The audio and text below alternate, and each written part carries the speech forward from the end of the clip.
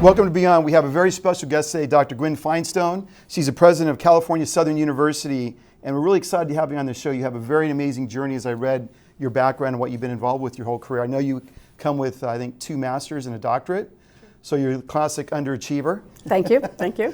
But you know, you're really doing some really important work for not only the community today, but marriage and family counseling, grief and loss. I mean, that's something that's a universal thing that everybody relates to. So you've really picked a career path that really, I think, requires a very strong person emotionally to be able to take on that from others, but also to give really sage advice. So before we jump into that, how would you describe to people what exactly it is you do? People think that being a therapist means you just sit there and listen. And so probably the number one objection to therapy is I can talk to my friends for free. I don't need to pay somebody to listen to me. Right. Okay. A therapist is a trained listener. A therapist is someone who ideally has gone to school for many years, has learned different theories of how to do therapy. They understand human psychology, what's going on at certain developmental places in life. They understand so many things about the mind and the mind-body connection if they're interested in that sort of thing. And I was always very interested in that whole mind-body connection, where the spirit fit in. So all of that you take together, and when you listen to someone, you're listening not just for what they're saying, but for what they're not saying. You're looking for patterns. You're looking for the way things have unfolded in their life, because you have perspective the person doesn't have. The person's there at the back of the herd, essentially. Their view doesn't change. Their life remains what it is until they have an opportunity, with the help of a therapist, to step up on a boulder maybe and look over the herd, step up on a boulder and see themselves differently and understand the ways in which they get in their own way, perhaps allow others to get in their own way, the ways in which their stories have shaped them, the ways in which their stories have controlled their lives. When you say story, is this the narrative they gave themselves as a result of their experiences? Or when you say story, what does that mean exactly? Life story, essentially. Okay. I make there's probably a somewhat of a distinction between life story and narrative. I would say those things that happen that unfold your life story. What you make of them, that's your narrative. And whichever one is the most powerful is probably the one that's going to send you into therapy. Because what's the meaning of what happened to you? It isn't enough that it happened, it had meaning. So yes, it was traumatic, yes, it was painful, yes, it was frightening. But what did it mean to you? For one person, it might not mean as much. For another, it means the world, and it changes everything for them. So how they see their own story, how they see their own life, how they see themselves in their life, all that comes out in therapy with a good therapist. I always tell people that, you know, when you have challenges in life, change the roadmap. It's like in Fallujah in Iraq, the Americans went in there, they got slaughtered. So the idea that you just keep going back and expecting a different outcome. So sometimes you got to change the roadmap. And then I always tell people, why do you give it the meaning you give it? Who says it means that? It could mean an 180 polar opposite of what you think it means. I think that's very powerful what you said, because for me, when I think I give things meaning based on my roadmaps and how I've been raised and what my expectations were, that's where I think stress and anxiety come in. But when I change the meaning and I'm open to what it could be or where it's going to flow to, then I notice it sort of morphs into something else. If that makes sense. And in order to do that, you have to be sufficiently removed from the pain of your story to be able to see it with some objectivity and recognize that you just might have some authority over your own life. Right. The person who's still in the middle of it doesn't think they have any authority over their own life. They're just being battered back and forth. Now they're just enough removed. Maybe they've had a little help. There's someone who believed in them. Maybe they have more resilience than the person next to them. That's something that's sort of inborn and can be encouraged. Whatever the reasons are, they see it a little differently and they can make a different set of choices. It's very important to have someone who believes in you. That makes a huge difference in a person's life. Absolutely. How impactful is a sort of a growth mindset versus a victim perspective? I've come across people that have a sort of a victim mindset, that they're a victim of everything that happens. And then I've met people that work through that, and then they have this growth mindset spurt where it's like, you know what, I own the outcome, I own how I look at things, and I choose a certain way or approach to thinking about it. Or did I oversimplify it? You know, I always say if people could just make up their minds to change, I'd be out of business. It's not that easy. Something has to happen. Is it a good therapist? Is it a good clergy person? Is it a friend who maybe says something? Did you read a book? What helped you? What happened that made you be able to change that? So you could go from being victim to survivor to thriver. Right. It's a choice. It can With be a choice. With some therapy and some help. Exactly. Some guidance and some perspective. So As I read about your background, at a young age you experienced all levels of poverty. You said spiritual, emotional, financial. How did your early experiences shape your drive professionally to become the person you are, or to get involved in sort of the therapeutic side? I went off to college to be a teacher because that's how I wanted to help children. I wanted to be a teacher. There were no teaching jobs available in the state of California, sort of side note. And so I went into therapy instead and finished my degrees as a psychotherapist. Now, how did I get there? It was going to be teaching or therapy, one or the other. Why? Because it was a way to make a difference in the lives of others. So my experiences as a kid, I adored my teachers. They believed in me. School was the place that I could go to where someone believed in me, someone saw my potential, someone saw my intelligence, would take me under their wing. The classroom teachers loved me. I was that quiet kid who sat in the front row and got everything right. And so they would give me more time and attention. I learned to love school. It was my escape. So for me, education was always important. I figured out very early, if I was going to change my life, I would have to have an excellent education. That was the key. That was my road to success. Success wasn't money. Success was a level of contentment and satisfaction, maybe just enough money in the bank to pay the bills. Success meant that I was removed from that life and in charge of my own life. And teachers gave me that belief in myself. Not all of them, but the majority of them. And because of that, I was able to then explore. I was a phenomenal reader, constantly reading, always reading. So books, I credit the library with saving my life. 10 cents, I got a library card. And I lived in the library, another safe place I could go and be. And I could learn about people, and I could learn about the world and see worlds that I had never seen and never thought I would possibly see. And all of that added up to education, go to college. And then I was fortunate enough to grow up in experience a youth school district that very much encouraged girls to go to school. Great. Okay?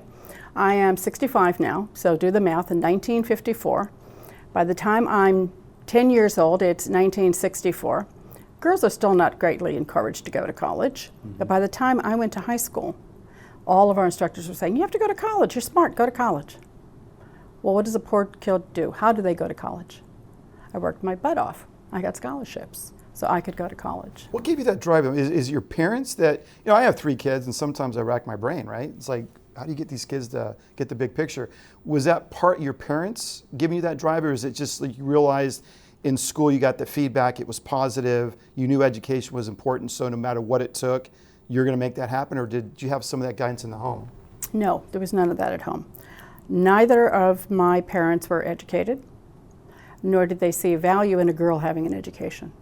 Their expectation for me was that I would get A's in school because I could. And then I would graduate from high school. I would get a good job as a secretary. A good job meant I didn't work in a factory. So if I got a good job as a secretary, I would have air conditioning in the summer, heat in the winter, coffee. It'd be a nice, clean job, and I could have some respect for that. And then I would meet a nice man. And probably by the time I was 20, I would be married. And at 21, I'd give them their first grandchild. They had it all mapped out. They knew precisely where I was supposed to be. Somewhere along the line, around 15, I went, that's not the life I want, thank you. Yeah. And began to focus on my own education. Was there some friction in the house because of that? If you consider screaming fights friction, yeah. Wow. I was determined. So at a young age, you really had some fortitude, some strength, because parents are pretty pivotal and they can speak into kids' lives in a positive or negative way, but that's really impressive that you had that intestinal fortitude at a young age to say, this is my path. Because what I was saying earlier, people have roadmaps given them by parents, and you break that roadmap and you get all kinds of hell, from the family unit, right? It's like you're not following our roadmap, and I've seen that in my own family, and so it takes a lot of strength to walk through that. I had probably more than my fair serving of defiance. Defiance was how I got through my childhood. Because if you look at it carefully, there's integrity in defiance. Okay? And I'm standing up for me. Right. So while people around you may not love the way you're doing it, it is a child standing up for him or herself. So I had more than my fair share of defiance. I was determined, and I was stubborn. Now you take that same personality quality and you turn it into a positive strain, and then it becomes perseverance. It can become determination. It can become good things that move you forward. And I had just enough teachers who could help me get past the defiance into the perseverance that then I could say, wait a minute, there's something else out there. That is awesome. That's really an amazing story. So at a young age, what was your relationship to suffering? How did that sort of impact your formative years? I think you sort of touched on it. Sounds like it was somewhat of a challenge at home based on their vision for your life. But, because right now you're dealing with people that suffer and that have had big challenges. So there must have been some connection to suffering and that drove a desire to help. Suffering and hurting aren't the same thing. So when we're grieving over the loss of someone, the crying, the moaning, the needing, the wanting, even the yearning, that is all considered fairly typical grief, no matter how painful it is. The suffering is that extra element, that extra dimension. And I did not suffer as a child, at least not in the way that I would understand what suffering meant after I lost my husband. When my husband died, then I knew what suffering was. But as a kid, growing up, I didn't know any better. I just knew that life was uncertain and scary. I just knew that left on my own, horrible things happened because I was left with this person who was abusive. I knew what my life looked like, and I had to figure out how to navigate that life. I didn't suffer because I didn't understand that there was anything else. And everybody else is going through the same thing, right? Isn't everybody else going through the same thing? Doesn't their stepfather take their clothes off and abuse their body for his satisfaction? Doesn't their stepfather shove his penis in their mouth? That's what life was like as a child. Is there enough food on the table? No, there's not enough food on the table. Isn't that what everybody else is going through? If I'm being beaten with a belt and then sexually abused, isn't that what everybody else is going through? So no, I didn't suffer as a kid. I didn't know what suffering was. I didn't know what suffering was until, like I said, I lost my husband. And that was a whole different realm, a whole different dimension of grief. As a kid, all I knew was that life was awful, and I wanted it to be better. And I couldn't wait to be 18, and I could move out, and I could have my own money, and I could make my own life, and they could all go pound sand. Absolutely. And that stepdad should be somewhere else. That's very upsetting. Wow. That. So was there a spiritual dimension for you, that something beyond the present, the experience you're going through, that gave you that hope, that gave you that confidence? Absolutely. Absolutely. I maintain that my soul talked to me even as a young child. It's what led me through the darkness. It's what led me through the pain. My soul talked to me. My soul said, come on, you can do it. Let's do it. If I listened to my inner self, pick your language. Pick the word that makes the most sense to you. If it's God talking to you, if it's your inner voice, whatever it is, if I listened to that, it helped me walk the path that was best for me. It got me where I needed to be so then I could be someplace else. So yes, as a child, I had many a spiritual moment that led me to understand the universe was bigger than I was, and it wasn't supposed to be that way, you see. We weren't supposed to be hurt and abused like that. I understood that at a point in time.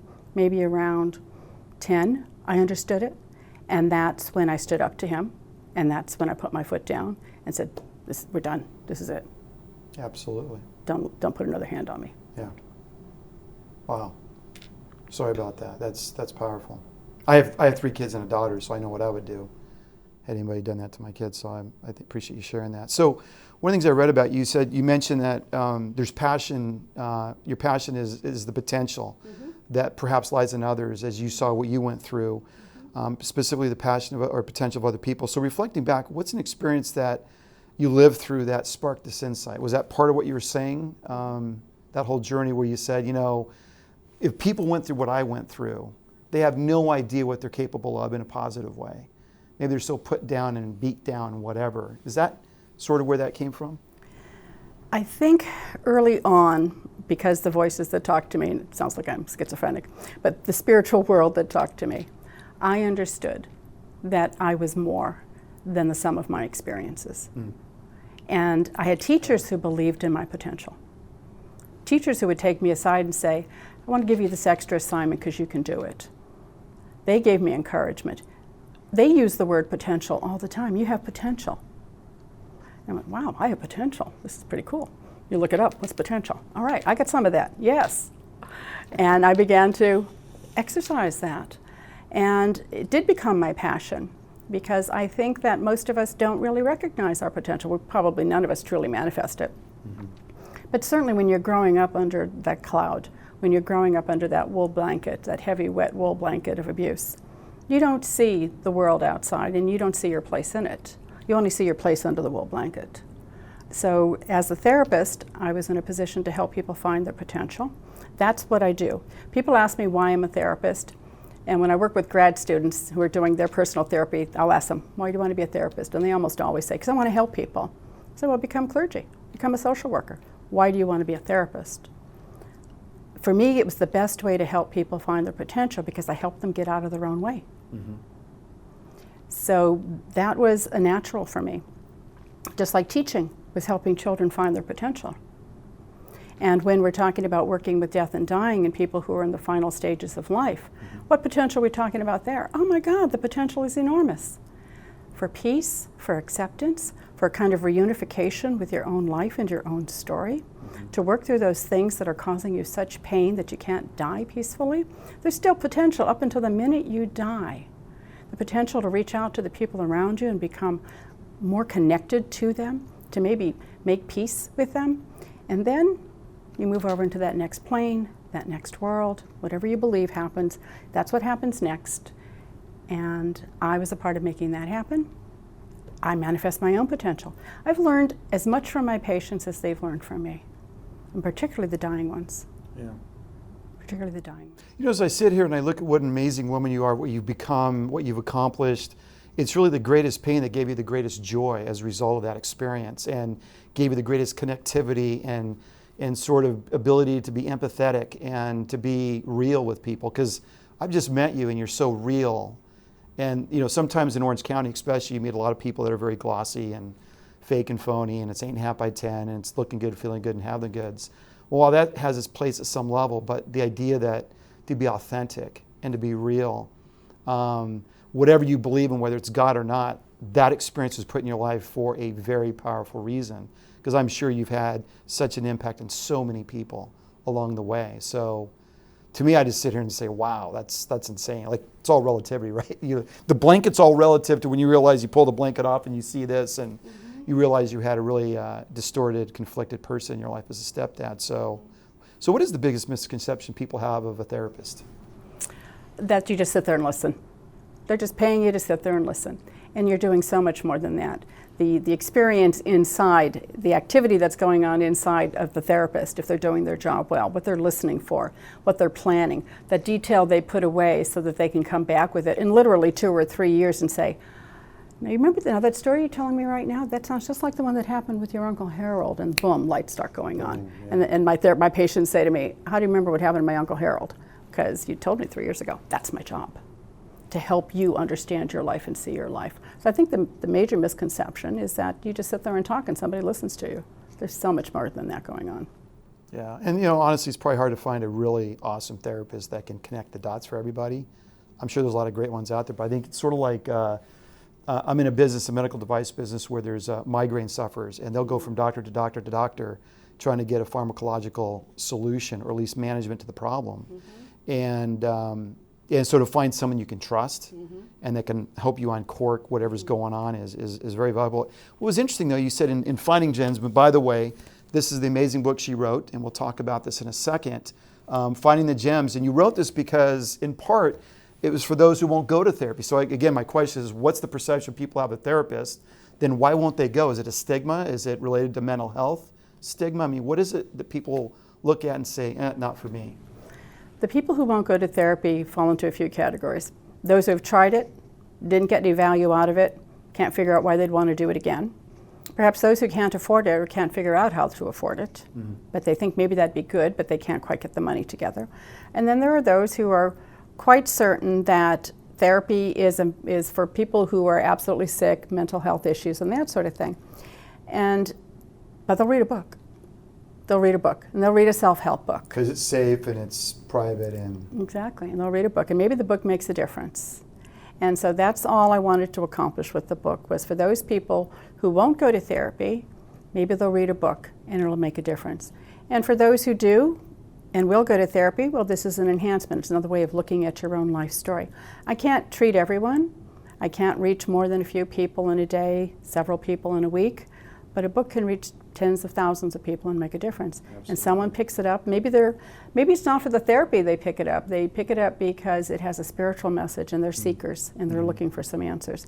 I don't pretend to have answers. I have more questions, but maybe my question's your question and it leads you to your answer. I love it. So how many, statistically, I don't know if this is out there, how many people in the US or worldwide suffer from some sort of mental issue, mental illness? That's an excellent question, and I don't have an answer. I think most people. Because if you're human and you've been through stuff, well, and you haven't that is dealt with it, yeah. Well, if you open up the DSM-5, yeah, everything's in there, and so I'm a little reluctant to call everything a mental illness. But to your point, well, the older I get, I will say that that thought has crossed my mind. That maybe it's approaching higher than 99%. So tell us about this book. Tell us more about this book, Finding the Gems. It is my story. But I use myself as a tool. I use myself as a vehicle for not only my own growth, but when I'm working with people in therapy. It is my spiritual journey as well. And I begin the book with an introduction that says essentially, look for yourself in here, look for the questions in here, use this as a tool for you. I don't have any truths. I don't have any pearls of wisdom. But I can tell you that if you're willing to do the hard work, your life can work for you in beautiful ways. And if you're willing to ask yourself the hard questions, you can take some of those river rocks, and that's what that picture is on the front page. Those are just simple black river rocks covered with mud and algae, and you can turn them into gems. Your life's experiences don't have to be river rocks. Your trauma doesn't have to be river rocks. You can turn them into spiritual gems. You know, the first thing I saw was a gem. That was the point. That caught my eye. So I really like that a lot. I like that a lot. And you're not saying, here's what you ought to think and here's the meaning. No, I don't have any answers. Yeah. You have to find your own answers. Approach. You have to have your own answers. Yeah. You know, Carl Rogers said it far better than I can. Quite some time ago, he said, the only knowledge worth having is self-appropriated. Okay? That's the most meaningful. You went, you found it, you made it yours. Yeah, well, I have some kids that could testify to that, You say as a dad, hey, you got to think about this. They do the polar opposite, and then they come back and they said, yeah, that wasn't such a bad concept. But hey, having gone through that struggle, then they come back with a much more fortified position about that choice. So that's always not a bad thing, I don't think. What did you learn about yourself in the promotion of this book? What was the main struggle? The interesting thing about the book was that in and of itself, it wasn't a struggle. Putting my story on paper, understanding what it meant to me, understanding the spiritual lessons learned, that wasn't the issue. That was easy, relatively speaking. The hard part came when it came time to publicize. Then my director of public relations said, let's move it out there, let's bring it out into the world. And I realized that caused me a sense of embarrassment. And I went to look for the embarrassment, and I discovered that under the embarrassment was shame. I was still carrying some of the shame. People would know that happened to me. And people close to me, not strangers at some other country, sure. 10,000 feet. No, this is the person sitting across from me in a staff meeting. This would be my vice president of this and my director of that sitting there across from me. Did they read the book? Did they understand? Did they see the interviews that I did? And I felt very uncomfortable all of a sudden and realized I was still carrying some shame. At 64 years old, I was still carrying shame for what happened to me. That was the key lesson that I pulled out of that book for myself. Was it a concern about their reaction to what they read and the fact that it's sort of a coming out experience? Was it a concern that there would be some judgment on a professional level? The personal nature of it lends itself to feeling dirty. Your body is used by someone else, your mind is abused by someone else, you feel dirty. So how do you get clean? Well, my path to cleanliness, if you will, was through spirituality and education and becoming the person that I felt that I could be. So to find out that there's still a little shred of that somewhere down in my left little toe, where I'm still owning his bad behavior, where I'm still taking responsibility, because that's what shame is. I'm taking responsibility for someone else. To know that I was still carrying that, still felt a little dirty, that was a shocker. After all my work, that it was still there. And that gives me great empathy for people who are still struggling with this issue 20, 40, 30 years later. So I got a pretty obvious question. How did you stay focused on being better versus bitter in that experience? That's a good question. It wasn't my nature to begin with. I had tremendous resilience to begin with. That makes a big difference. There were people who believed in me and told me I was good. So that by the time I could go into therapy and get help, I was ready. I had a core set of values that said I'm worth it, and I'm willing to sacrifice for it. I am worth sacrificing for. So I didn't put money away for retirement for a very long time. I didn't go on vacations for a very long time because I was plowing money into psychotherapy to make myself whole, to make myself better equipped to face life. Because all the lessons you learn, they're devastating. You learn you're not worth it. You learn you're not worthwhile. You learn maybe you're stupid. You learn that you don't make good judgments. All the life lessons you learn that men are dangerous or women are dangerous, somebody's dangerous, and that makes for a very uncomfortable world if you have to live in it, right? You learn these life lessons, and then there's no one to help you unlearn them unless you get into therapy or someone maybe in a moment or you read a book, right? You have to unlearn all those life lessons. So somewhere along the line, I had enough self-worth to be able to say, I'm worth whatever it takes. And the other thing was, and goes back to that defiance, he wasn't going to win. Right. I was adamant that he would not win. He would not destroy my life. I would have the life I wanted to have by hook or by crook, no matter what it took.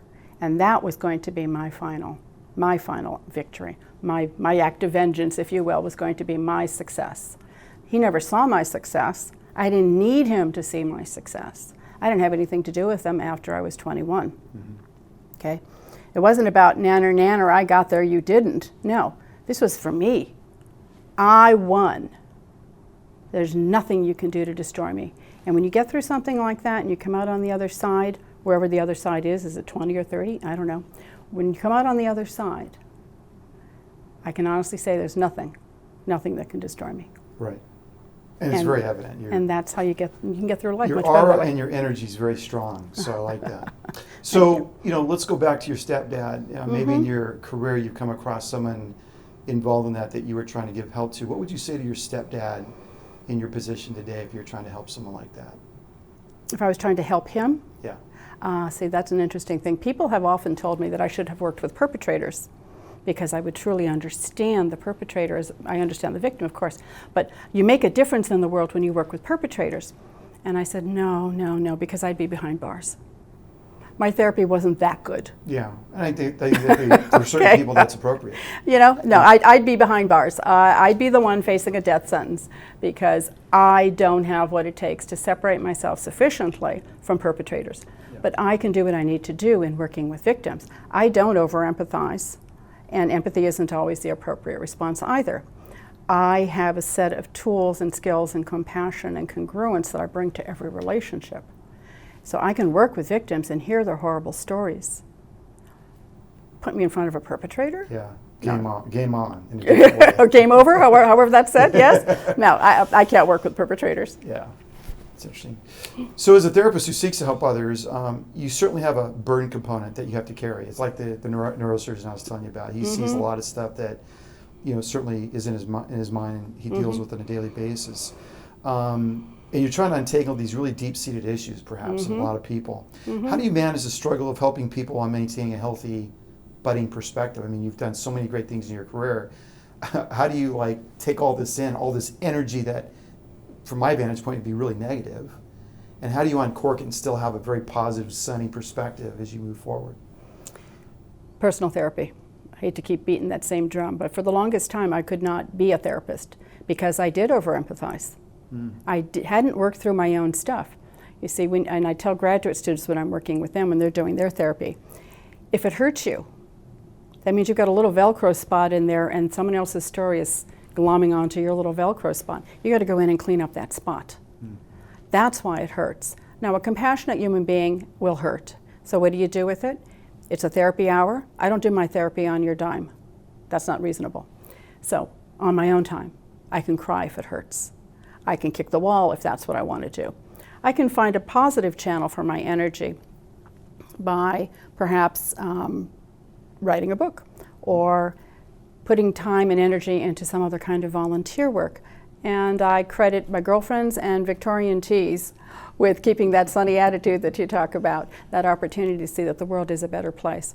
But a big part of that came from my own adjustment. I had to stop seeing the world as a dangerous place, stop seeing men as threats, and seeing women as abandoners, because my mother's not pure and clean in all of this.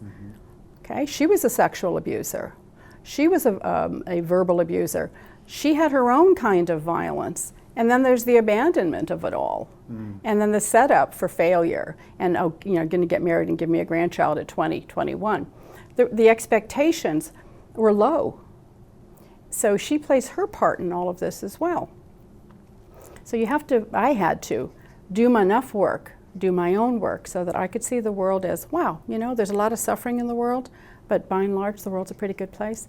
There are a lot of perpetrators in the world, but by and large, there are a lot of really good men out there. And I said it in the book, I've been blessed to be loved by 3 incredible men who brought such healing and such wonderment into my own life. And then to have a spiritual teacher who took me under her wing, I have no complaints. It's beautiful. So here we are now, you're president of California Southern University. You initially had a reluctance, I think on 4 separate occasions. You played hard to get. You heard that story, huh? Absolutely. So why do you think that was? What was the reluctance to take on this role and shape in a different way a lot of lives? As opposed to one-on-one, but now you have a bigger sort of perspective, you see. You just keyed in on it. I said no 4 times because I had a thriving practice and I absolutely loved what I was doing, and I couldn't see any reason to change my life. Not for this. And being a university president is jumping in the middle of a big cauldron of boiling water where there are plenty of sharks in there. It's a terrible job. I don't know why anyone would volunteer for it. And if you look at the number of presidents of universities that are just on revolving doors, there's no job security. It's terrible. It's hard work. So why would I do that when I have something I love? So I said no. But then I had a flip in my perspective. And I saw what you just mentioned. I could reach every person in that building if they wanted to be reached. I could make a difference in their lives and in their careers if they wanted it.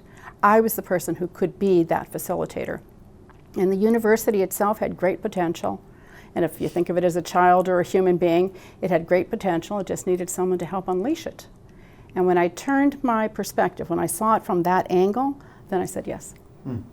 Tell us about California Southern University. I mean, the curriculum, is it a 4-year college? Can you give us some perspective on that? Yeah, Cal Southern was formed in 1978, and it is 100% online. So back in those days, it was a correspondence school, and then our founders saw the vision of the internet and went on the internet, and it's been on the internet almost since the beginning. We offer baccalaureate, master's, and doctorates. We have all the traditional schools, School of Behavioral Sciences, School of Nursing, School of Business, School of Criminal Justice and Criminology. If I have forgotten 1 or 2, I'm sure the dean will talk to me about it tomorrow. We have all these schools, and our program is 100% online. Our instructors teach online. We have students all over the world, in almost every country. And we are the best bargain in town because our tuition is extremely reasonable, because our founder felt that education should be available to everyone, that it shouldn't be that elite few who can afford to go to school. So he made it affordable from the very beginning. That has never changed. We have an extremely low tuition. We don't do federal aid and that sort of thing, but again, there's no student debt either. So you come in, you pay as you go. You graduate on the other end with a regionally accredited degree, plus our School of Business has a programmatic accreditation. Our School of Nursing has a programmatic accreditation. And you will be well prepared to go into your career whichever you choose. And you have alumni ostensibly all over the world.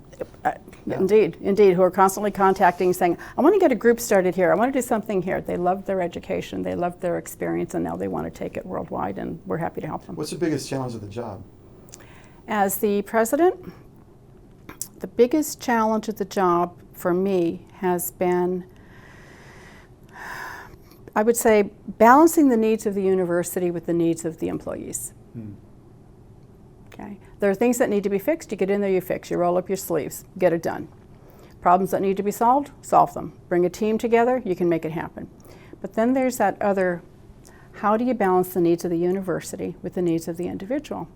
And there are those who will tell you that they feel left out, and there will be those who will tell you that they've never worked at a place that took such good care of them. Right. You can't make everybody happy all the time. This is true. This is true.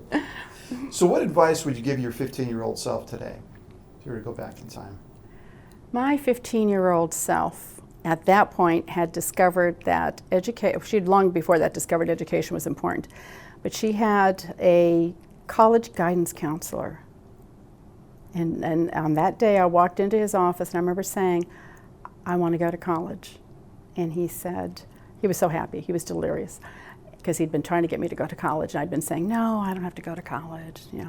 I said, I want to go to college, I need scholarships. And he said he would help me, and he did. So what would my 15-year-old need to know? Patience.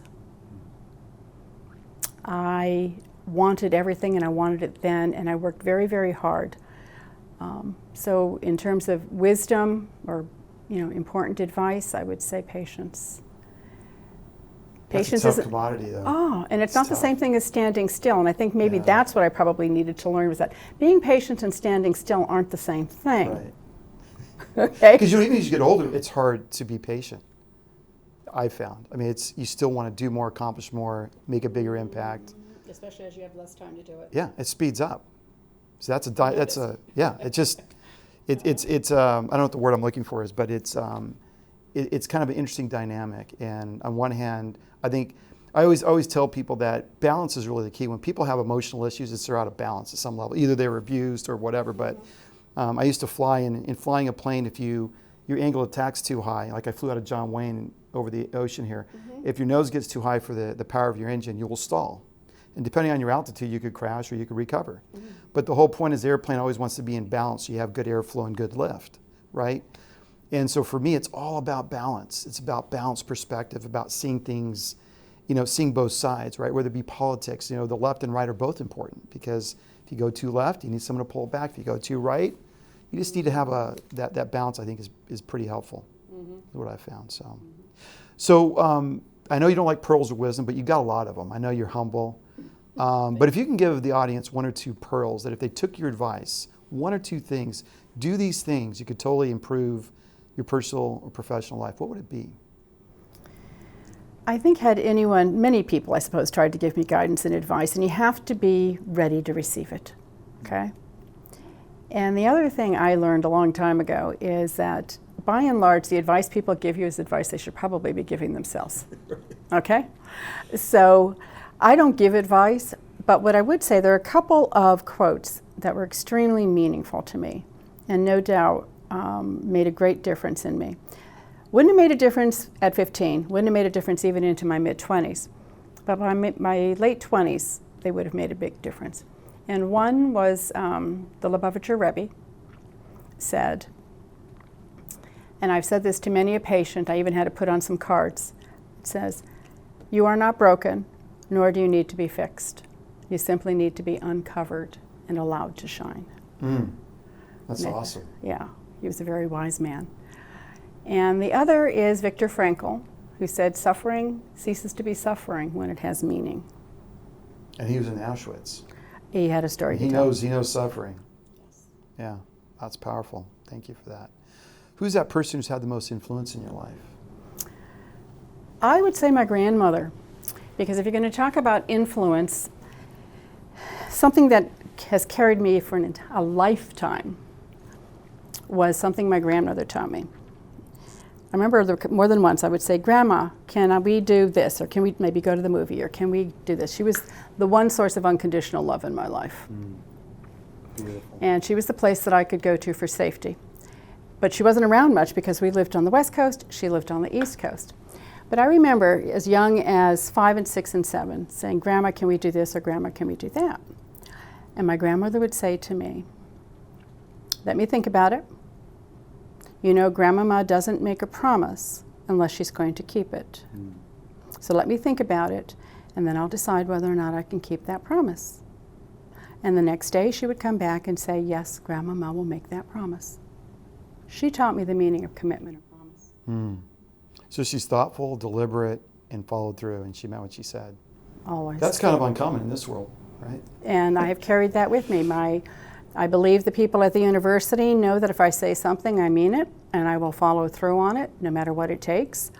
My friends know that, and certainly anyone who spends any amount of time with me will figure out that I mean what I say, and I say what I mean, and I follow through.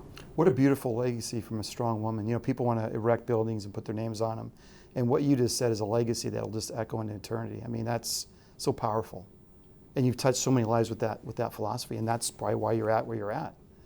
You know, I think follow up and follow through is sorely missing, especially with the current generations of youth. That's what I found. Integrity seems to be lacking. Yes, absolutely. Is there anything you want to share with the audience that we haven't covered? I think you've done quite a thorough job of asking questions. Okay. I'm very pleased and happy with this interview. Thank you. Super. So where can they find this book? Is it on Amazon? Is it? It is on Audible, Amazon. I think. Yeah, it has all its various iterations, soft cover, hardcover. I don't know. What are all the rest of them? There's audiobooks, Digital and all yeah. that. Exactly right. It's all there. You covered the bases. Amazon.com. Fantastic. Awesome. Well, Gwen, thanks so much for coming on. Your story is inspiring. It impacted me. I feel like I was part of the audience because it's just like, it's like a wow moment. It's powerful. So what you become as a woman, and I love strong women on this show because we need more of that. And your story is very inspiring. So thanks for sharing it with the audience in such a transparent way. My pleasure, truly. That's it from Beyond. You can find us at Beyond Ben Bobo on social media and of course on our website, beyondbenbobo.com. Until next time, remember, becoming is better than being. Thanks.